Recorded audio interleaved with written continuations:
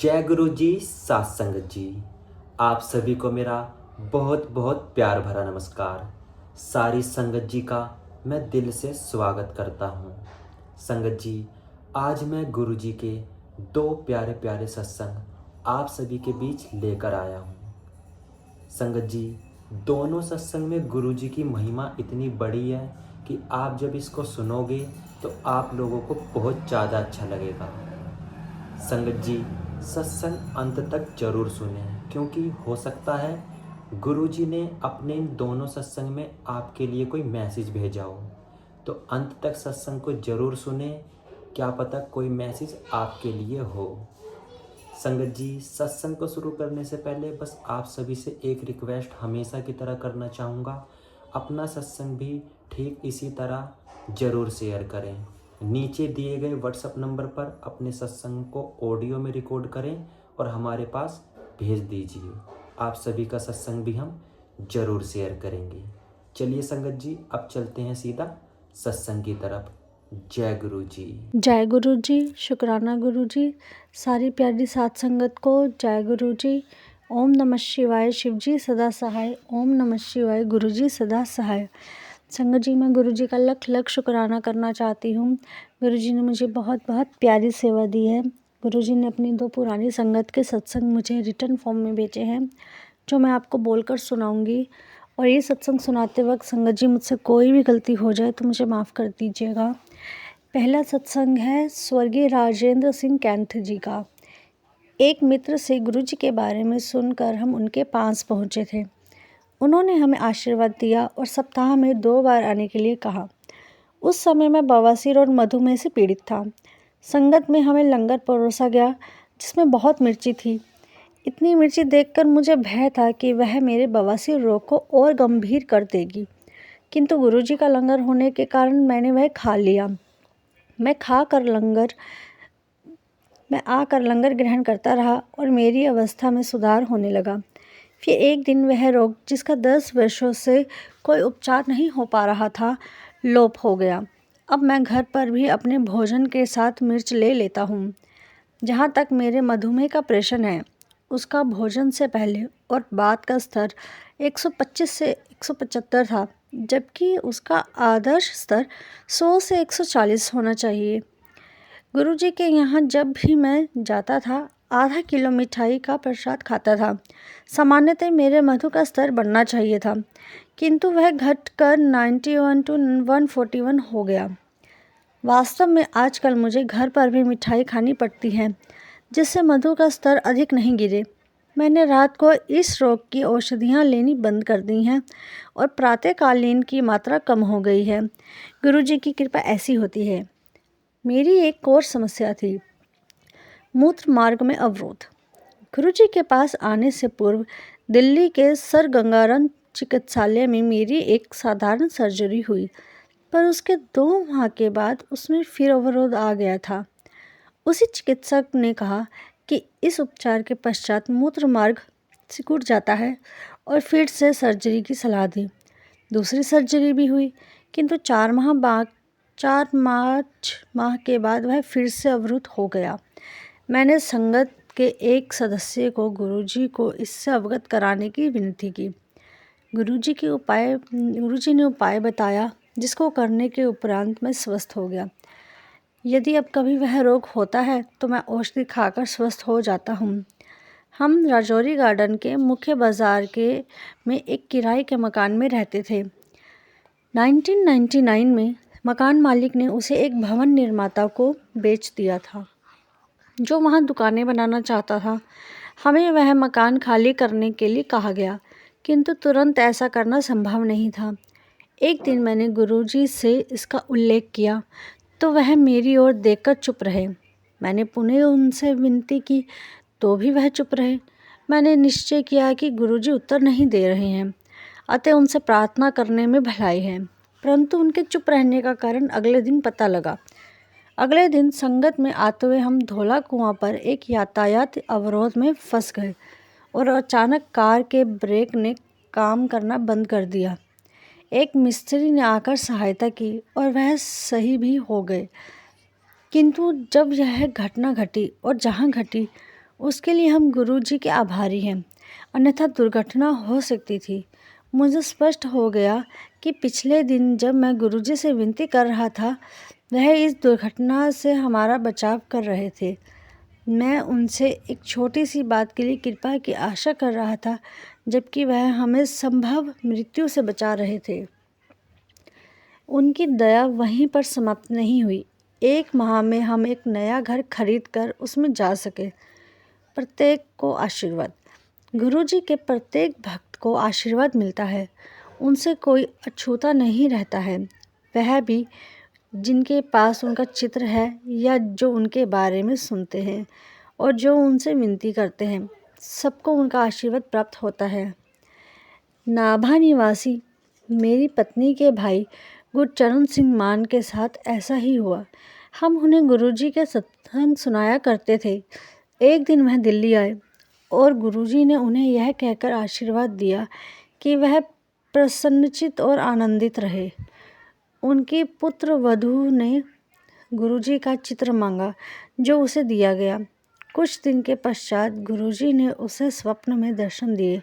उस समय वह गर्भवती थी और गुरु कृपा से उसने एक सुंदर पुत्र को जन्म दिया।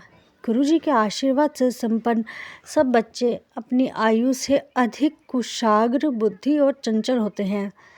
जब सौभाग्यशाली दंपति ने गुरुजी से उसका नामकरण करने की विनती की, तो गुरुजी ने उसका नाम गुरभजनीत सिंह रखा। जब गुरुजी किसी परिवार को अपने संरक्षण में लेते हैं, तो वह परिवार सदा सुखी रहता है। जब गुरचरण को गुर्दों में अत्यंत कष्ट हुआ, तो उसने गुरुजी से उनकी दया के लिए प्रार्थना की। वह शीघ्र ही स्वस्थ हो गए। फिर उसको मूत्र मार्ग में पथरी के अवरोध के कारण बहुत वेदना हुई। दर्दनाशक औषधियाँ लेते हुए भी उसका शूल बना रहा। उन्होंने मुझे गुरुजी से निवेदन करने के लिए कहा। जब मैंने ऐसा किया तो गुरुजी ने केवल अपना सिर हिलाया। शीघ्र ही गुरचरण की पथरी और वेदना लुप्त हो गए। गुरचरण के सामने एक और समस्या आई। वह नाभा में एक निजी विद्यालय चलाते थे। 2005 में जब पंजाब सरकार ने ऐसे सब विद्यालयों को निषेध कर दिया जिनको मान्यता प्राप्त नहीं थी, उन्होंने मुझे फ़ोन पर गुरुजी से विनती करने के लिए कहा। हमने मंदिर में प्रार्थना की और उन्हें मान्यता के लिए आवेदन देने का परामर्श देने के साथ गुरुजी के चित्र के सामने प्रार्थना करने को कहा। शीघ्र ही गुरुजी की दया से उनके विद्यालय को सबसे पहले मान्यता प्राप्त हुई और उसमें छात्रों की संख्या में वृद्धि भी हुई। गुरुजी सबको अपना आशीर्वाद देते हैं। उसके लिए केवल समर्पण और आस्था की आवश्यकता है। उनको अपनी समस्या बताने की भी आवश्यकता नहीं है। हमारे लिए जो भी आवश्यक है वह देते हैं, साथ ही समस्याओं का निवारण भी करते हैं और अंत में वह जो भी अति अहितकारी होता है उसे नष्ट कर देते हैं। इन कारणों से गुरुजी ईश्वर हैं। हम उनके दर्शन कर उनसे कुछ कह पाने के लिए अत्यंत भाग्यशाली हैं। जय गुरुजी, शुक्राना गुरुजी। बहुत बहुत प्यारा सत्संग था संगत जी। अगला सत्संग है राम लखन सुधीर जी का। वो कहते हैं, जब विपत्तियों का सामना करता हुआ मनुष्य समुद्र में पतवार विहीन नाव भांति घूमने लगता है, गुरुजी की कृपा उसकी रक्षा करती है। यद्यपि मैं गुरुजी को बहुत पहले से जानता था। मैंने 2000 से नियमित रूप से उनके पास जाना आरंभ किया था। इस अवधि में मुझे उनके अनेक चमत्कारों से परिचय हुआ है और संगत के सदस्यों से उनके अनुभव सुनने का सौभाग्य भी प्राप्त हुआ है। गुरुजी के चमत्कारों का वृतांत सुनने के पश्चात हम सब इसी निर्णय पर पहुंचते हैं कि गुरुजी सर्वविद्यमान, सर्वज्ञाता और सर्वशक्तिशाली हैं। गुरुजी दिव्य आश्रय के वह असीम स्रोत है जहाँ पर सबका स्वागत है।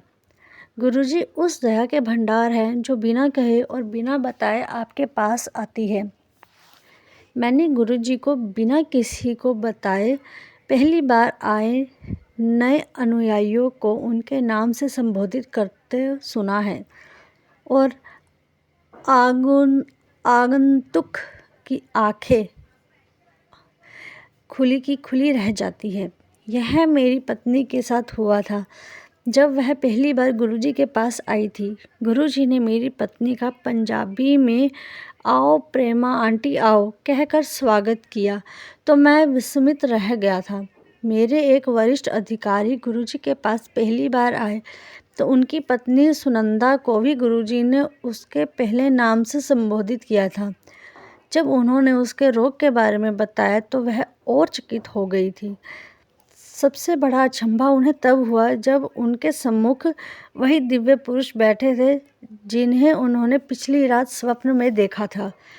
एक अन्य अवसर पर मेरे एक घनिष्ठ संबंधी और उनकी पत्नी ने जब गुरुजी के पहले दर्शन किए तो उन्होंने मुस्कुराकर प्रश्न किया, लव मैरिज? दंपति थोड़े शर्मा गए थे पर उन्होंने हाँ में उत्तर दिया। गुरुजी को इन सब के बारे में कैसे पता चलता है? अपनी सर्वज्ञाता प्रतिभा से।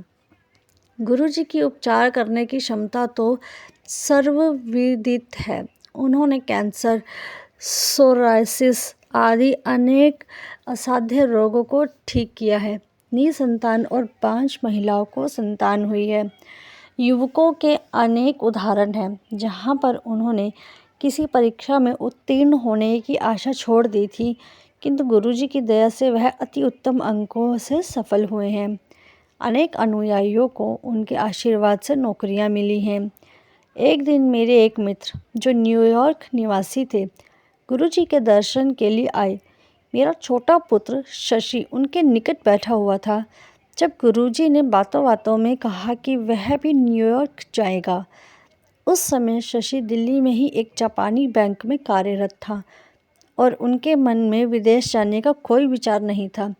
कालांतर में शशि के मन में अमेरिका की कुछ समय कार्यरत रहने के बाद MBA करने का विचार उत्पन्न हुआ। वह आवश्यक परीक्षाओं में बैठा और उसने गुरुजी के आशीष के लिए विनती की। सब परीक्षाओं में उसके अच्छे अंक आए पर न्यूयॉर्क में MBA विद्यालय से समाचार आने शेष थे।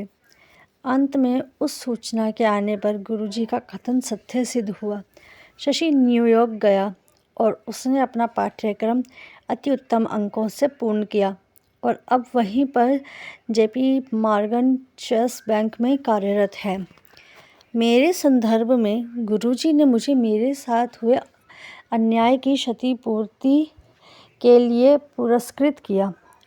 शासकीय अभिलेखों ने मेरी जन्म तिथि गलत थी प्रमाण सहित उसको सही करवाने के सब प्रयत्न विफल रहे थे। फलस्वरूप मुझे अपनी सेवा अवधि का लाभ नहीं मिल रहा था और मेरी पदोन्नति भी रुकी हुई थी। गुरुजी की दया से मेरे सेवानिवृत्त होने से पूर्व मुझे एक राष्ट्रीय आयोग का सदस्य नियुक्त किया गया जहां मेरी अवधि 5 वर्ष की थी। उसके बाद मैं बढ़ाकर 65 वर्ष की आयु तक कर दी गई थी। इस कारण मैं उसका अध्यक्ष भी बन सका। सरकार में मेरे कोई संबंध नहीं थे, यह केवल गुरु की कृपा थी। गुरुजी की सुगंध उनका एक अति महत्वपूर्ण गुण है। गुलाब के पुष्प के समान वह सुगंध गुरुजी की अपनी है। सिर से पांव तक वह उस सुगंध से परिपूर्ण है। उनके शरीर का कोई भी अंग छू लेने से वह सुगंध हाथ में आ जाती है। इसका एक अन्य विशेष लक्षण है कि यह कहीं भी कभी भी जहाँ पर चाहे आपको मिल सकती है। यह उनकी सर्वविद्यमानता का संकेत है। एक बार मुझे अपने घर के बाग में यह सुगंध आई।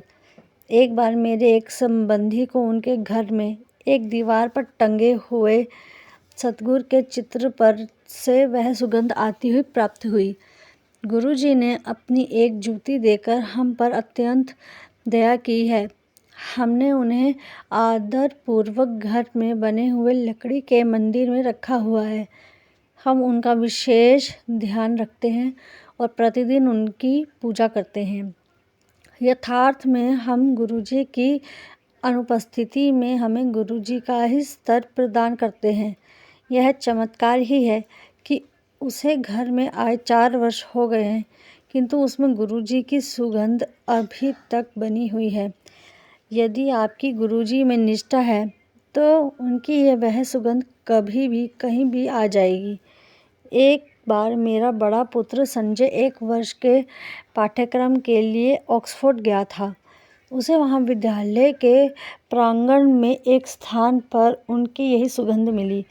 इसकी पुनरावृत्ति मेरे छोटे पुत्र के साथ हुई, जब उसे मैनहट्टन में यही सुगंध मिली। गुरुजी की छत्र छाया प्राप्त होने से हमारा परिवार अत्यंत भाग्यशाली है। परिणाम स्वरूप अच्छे फल स्वतः ही मिलते रहते हैं, भले ही हम उसकी आशा ना करें। इसके लिए हम गुरुजी के अत्यंत आभारी हैं। जय गुरुजी, शुक्राना गुरुजी। संगत जी, ये सत्संग सुनाते वक्त मुझसे कोई भी गलती हो गई हो तो मुझे माफ़ कर दीजिएगा। गुरुजी आप भी माफ़ कर दीजिएगा। बहुत बहुत प्यारे सत्संग थे संगत जी। जय गुरुजी, शुक्राना गुरुजी, अनंतम अनंतम शुक्राना गुरुजी। जय गुरुजी। तो साथ संगत जी, आप सभी को यह सत्संग कैसे लगे कमेंट में ज़रूर बताएं और अपना सत्संग भी ज़रूर शेयर करें। ऐसे ही गुरुजी की महिमा से और आशीर्वाद से भरे सत्संग मैं आप सभी के बीच रोज़ लाता रहूँगा। ऐसा ही एक सत्संग लेकर आपके बीच जल्द ही लौटूंगा संगत जी। तब तक के लिए आप सभी को मेरा बहुत बहुत प्यार भरा नमस्कार और सारी संगत जी को मेरा जय गुरु जी।